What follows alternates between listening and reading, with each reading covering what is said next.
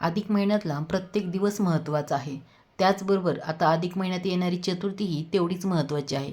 कारण अधिक महिन्यातली चतुर्थी म्हणा किंवा पौर्णिमा म्हणा, कोणतीही गोष्ट ही प्रत्येक 3 वर्षानंतर येणार आहे आणि तिचं महत्त्वही तेवढ्या पटीने आहे. तर अधिक महिन्यातली चतुर्थी कधी आहे? उपवास कधी करायचा आहे? पूजा मांडणी वेगळी करायची का? चंद्रोदय किती वाजता आहे? याबद्दलची संपूर्ण माहिती सांगणार आहे. तर व्हिडिओ शेवटपर्यंत नक्की पहा.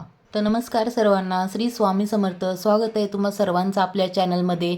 बघा, 3 जून वार बुधवार 2026 रोजी आहे संकष्ट चतुर्थी. तर ही चतुर्थी आपण कशा प्रकारे साजरी करायची आहे ते पाहूया. अधिक महिना जसा सुरू झाला आहे तसा आपला प्रत्येक दिवस बिझी जात आहे. म्हणजे कधी आपण पारायण करत आहोत, तर कधी एकादशी आहे, तर कधी पौर्णिमा तिथी आहे, तर कधी आपण सत्यनारायण करत आहोत, तर कधी आपण आईची ओटी भरण्याचा प्रोग्राम करत आहोत. त्याचबरोबर हा महिना जो आहे, या महिन्यामध्ये लेक जावयाचा सन्मान केला जातो, धोंडेदान केले जाते, तर कधी आपण त्यामध्ये व्यस्त आहोत. तर अधिक महिना हा भगवान श्रीहरी विष्णूंना समर्पित असल्यामुळे आपण कधी नित्यसेवा करत आहोत, तर कधी कोणी वेगळे संकल्पयुक्त पारायण करत आहेत. त्यामागचं कारण बघा, अधिक महिना हा प्रत्येक 3 वर्षांनी येत असतो, म्हणजे 33 महिन्यांनी येतो. आणि या अधिक महिन्यामध्ये दान धर्म करायला, सेवा करण्याला महत्त्व आहे. कारण की अधिक महिन्यात येणारा प्रत्येक दिवस हा परत 3 वर्षांनी येणार आहे आणि त्यामुळेच ही चतुर्थी पण खूप महत्त्वाची आहे. कारण ती नंतर अधिक महिन्यात म्हणजेच पुढील 3 वर्षानंतर येणार आहे. आणि गणपती बाप्पांना सर्व देवतांमध्ये वरचे स्थान आहे, म्हणजे सर्वोत्कृष्ट स्थान आहे. बघा, आपण कोणतीही सेवा करतो तेव्हा प्रथम आपण गणपती बाप्पाचं पूजन करत असतो आणि मग कोणत्याही कार्याला सुरुवात करतो, किंवा कोणत्याही गोष्टीची नवीन सुरुवात असो किंवा कोणत्याही पूजेची सुरुवात असो, आपण प्रथम गणपती बाप्पाची पूजा करून मग सुरुवात करत असतो. आणि त्यामुळेच अधिक महिन्यात येणाऱ्या या चतुर्थीला खूप खूप महत्त्वाचं स्थान आहे. तर बघा, आपण कोणतीही पूजा करताना प्रथम दिवा लावत असतो. तर इथे मी दिवा लावलेला आहे. दिव्याला हळद कुंकू अर्पण करून पुष्प अर्पण केलेलं आहे आणि दिव्याची पूजा करून घेतलेली आहे. आणि त्यानंतर आपल्याला गणपती बाप्पांना अभिषेक करायचा आहे. प्रथम इथं पाण्याने अभिषेक करायचा आहे. मग तुम्ही पाण्याच्या 5 पळ्या घालू शकता किंवा 7 पळ्या, 11 पळ्या असं घालू शकता. त्यानंतर आपण दुधाने किंवा पंचामृताने अभिषेक करायचा असतो. तर तिथं तुम्ही 5 पळ्या घाला किंवा 7 पळ्या घाला, पंचामृत किंवा दूध वापरणार असाल तर. आणि त्यानंतर आपण परत पाण्याने 5 पळ्या घालून अभिषेक करायचा आहे. आणि असा अभिषेक झाल्यानंतर परत तुम्ही जल अभिषेक करायचा आहे. आणि जल अभिषेक करताना तुम्ही अथर्व शीर्षाचं पठण करायचं आहे. तुम्ही एक वेळेस अथर्व शीर्षाचं पठण करू शकता किंवा जास्त वेळेसही करू शकता.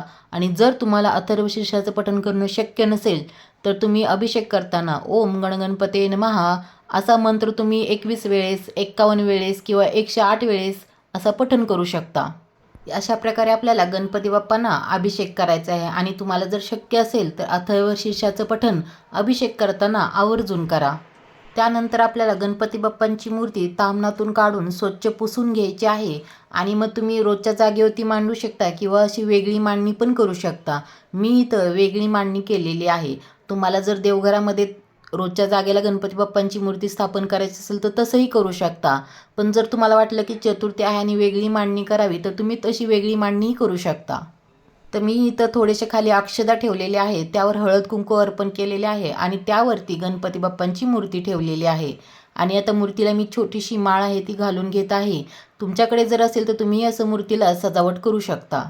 त्यानंतर इथं गणपती बाप्पांच्या मूर्तीला मी केशरगंध अर्पण करत आहे. त्यानंतर हळद कुंकू अर्पण करायचे आहे आणि नंतर पुष्प अर्पण करून घेत आहे. आणि आपण हे सर्व करत असताना त्यांना आपण बोलायचं आहे, म्हणजे म्हणायचं, हे गणपती बाप्पा मी तुम्हाला गंध अर्पण करत आहे, हे गणपती बाप्पा मी तुम्हाला पुष्प अर्पण करत आहे, हे आपण मनातल्या मनात तरी बोलायचं आहे. इथं मी अक्षदा अर्पण करून घेत आहे, त्यानंतर पुष्प अर्पण करत आहे. आणि हे सगळं आपण बोलताना ओम गण गणपते नमः असा मंत्र तर तुम्ही पठण करू शकता किंवा आपण बोलायचं आहे की मी पुष्प अर्पण करत आहे. नंतर नैवेद्य अर्पण करताना पण आपण गणपती बाप्पांना बोलायचं आहे की हे गणपती बाप्पा मी तुम्हाला नैवेद्य अर्पण करत आहे.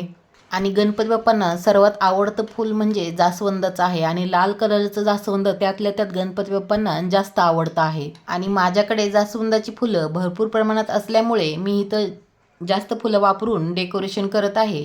आणि त्यामुळे गणपती बाप्पा नक्कीच खुश होणार आहेत. देवाला काय हवं असतं भक्तांकडून, की मनापासून श्रद्धेने केलेली भक्ती. आणि मनापासून आपण जेव्हा देवाच्याशी सजावट वगैरे करतो तेव्हा ते आपल्याला नक्कीच प्रसन्न होतात. त्यानंतर इथं मी धूप वगैरे ओवाळून गणपती बाप्पांची आरती करून घेत आहे.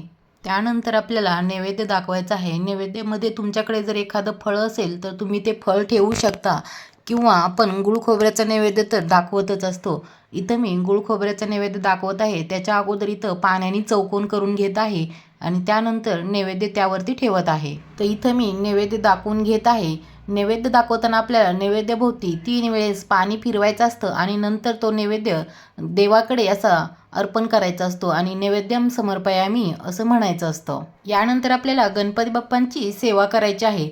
तुम्ही या सेवेला उपायही म्हणू शकता. आता ही सेवा काय आहे तर आपल्याला 21 दुर्वा घ्यायच्या आहेत आणि 21 दुर्वांची अशी आपल्याला एक गड्डी करायची आहे आणि ती हातामध्ये घ्यायची आहे. उजव्या हातामध्ये घेतल्यानंतर तिला आपण हळद कुंकू अर्पण करायचं आहे. म्हणजे ज्या दुर्वा असतात त्यांच्या मागच्या काडीला आपल्याला हळद आणि कुंकू लावायचं आहे आणि नंतर ती दुर्वा आपल्या हातामध्ये पकडायची आहे आणि ज्या काड्या गणपती बाप्पांकडे होतील अशा हातामध्ये धरून आपल्याला गणपती स्तोत्राचं पठण करायचं आहे.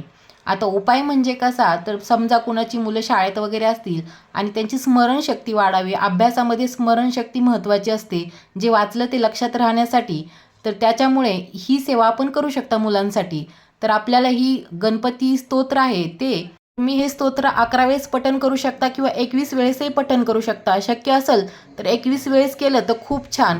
आणि हे स्तोत्र खूप खूप प्रभावी आहे आणि जे शाळेत जाणारे मुलं आहेत, परीक्षा देणारी मुलं आहेत, विद्यार्थ्यांनी स्वतः जर पठण केलं तर खूप प्रभावी आहे. गणपती स्तोत्र बघा, गणपती देवता ही बुद्धीची देवता आहे आणि त्याचसाठी गणपती स्तोत्र हे खूप प्रभावी आहे. सर्वात महत्त्वाचं स्थान गणपती देवतेला आहे. गणपती देवतेला आपण विघ्नहर्ता म्हणतो. त्यामुळे जर मुलं अभ्यास करत असतील, परीक्षा देत असतील, तर त्यांना जर वेळ असेल तर त्यांनी नक्कीच ह्या गणपती स्तोत्राचं पठण करावं. मग तुम्ही 11 वेळेस करू शकता किंवा 21 वेळेस शक्य असेल तर 21 वेळेस करू शकता आणि जास्त वेळ लागत नाही. एकदा पठण करायला जास्तीत जास्त 2 ते 3 मिनिटं लागू शकतात. त्यामुळे तुम्ही 11 वेळेसही पठण केलं तरी चालेल, पण एका वेळेसच करायचं आहे. आपल्याला हातामध्ये दुर्वा पकडूनच ते स्तोत्राचं पठण करायचं आहे. आणि जर मुलांना करणं शक्य नसेल तर आईने केलं तरी चालेल. जर मुलांना वेळ नसेल तर तुम्हीही स्वतः करू शकता. त्यांच्या आई म्हणून तुम्ही ही सेवा करू शकता. आणि चतुर्थीच्या दिवशी खूप जण उपवास करतात, कोणी कोणी उपवास नाही करत. पण उपवास करा किंवा नका करा, पण सेवा जरूर करा. दिवसभर आपल्याला ओम गणगणपते नमः या मंत्राचं पठण करायचं आहे. मग आपण कोणतंही काम करत असू त्या ठिकाणी आपण या मंत्राचं पठण करू शकता. त्याचबरोबर बघा, अधिक महिन्यातली संकष्टी चतुर्थी आलेली आहे. त्यामुळे जर तुम्हाला वेळ असेल तर तुम्ही एकपेक्षा जास्त वेळेस अथर्वशीर्षाचं पठण करा, पण शक्य नसेल तर एक वेळेस तरी जरूर अथर्वशीर्षाचं पठण करा. संकष्टी चतुर्थीच्या दिवशी आपण उपवास करतो, पण काही लोक कसं करतात की संध्याकाळ झाली की उपवास सोडून देतात. तर असं कधीच करायचं नसतं. संध्याकाळ झाल्यानंतर आपल्याला सूर्योदय झाल्यानंतरच उपवास सोडायचा असतो, तेव्हाच ती संकष्टी पूर्णत्वाला जाते. आणि चंद्रोदय बघा 9:47 आहे. आता वेगवेगळ्या शहरामध्ये 1-2 मिनिटांचा फरक होऊ शकतो, तर तुम्ही तुमच्या कॅलेंडरमध्ये पण पाहू शकता. पण सर्व ठिकाणी 9:15च्या पुढेच चंद्रोदय होणार आहे. चंद्रोदय झाल्यानंतर आपल्याला चंद्राची पूजा करायची असते आणि त्यानंतर उपवास सोडायचा असतो. तर चंद्राची पूजा कशी करायची तर एका तांब्यामध्ये पाणी घ्यायचं आहे, त्यामध्ये थोडंसं दूध टाकायचं आणि हळद कुंकू टाकायचं आणि ते चंद्राला अर्घ्य द्यायचं आहे. जसं की आपण सकाळच्या वेळेस सूर्याला अर्घ्य देतो तसंच चंद्राला पण अर्घ्य द्यायचं आहे आणि नंतर हळद कुंकू अर्पण करून धूप दीप ओवाळून पूजा करायची आहे, नमस्कार करून मग नंतर आपण गणपती बाप्पांची आरती करायची आहे. गणपती बाप्पांची आरती करून नैवेद्य दाखवायचा आहे आपल्याला. मग तुम्ही जर मोदक बनवले तर ठीकच आहे आणि अधिक महिना आहे त्यामुळे तुम्ही या दिवशी मोदक जरूर बनवावे. जर शक्य नसेल तर गूळ शेंगदाणे म्हणा किंवा असा कोणताही गोड पदार्थ जे आपण स्वयंपाकात बनवणार आहोत, खीर बनवू शकता किंवा शिरा बनवू शकता.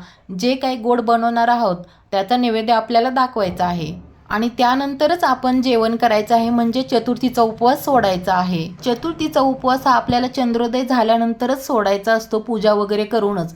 जर तुम्ही दिवसभर उपवास कराल आणि संध्याकाळ झाली की जेवण कराल तर मग तुमची ती चतुर्थी पूर्ण होणार नाही. किंवा जर तुम्हाला उपवास करणं शक्य नसेल तरीही चालेल, उपवास करण्याची गरज असते असंच नाही आहे. पण दिवसभर नामस्मरण करणं, देवाची सेवा करणं, देवाचं भक्तिभावाने नाम घेणं हे महत्त्वाचं असतं. आणि अधिक महिन्यातली चतुर्थी आहे त्यामुळे जर तुमच्या आजूबाजूला कुठेही गणपती बाप्पांचं जर मंदिर असेल तर तुम्ही आवर्जून जाऊन मंदिरामध्ये गणपती बाप्पांचं दर्शन घ्या. मंदिरामध्ये यासाठी जायचं असतं बघा, मंदिरामध्ये जेव्हा आपण जातो तेव्हा तिथली जी वातावरणात ती पॉझिटिव्हिटी असते त्यामुळे आपलं मन प्रसन्न होतं आणि आपल्या मनाला शांतता भेटते, एक उत्साह निर्माण होतो आपल्या शरीरामध्ये.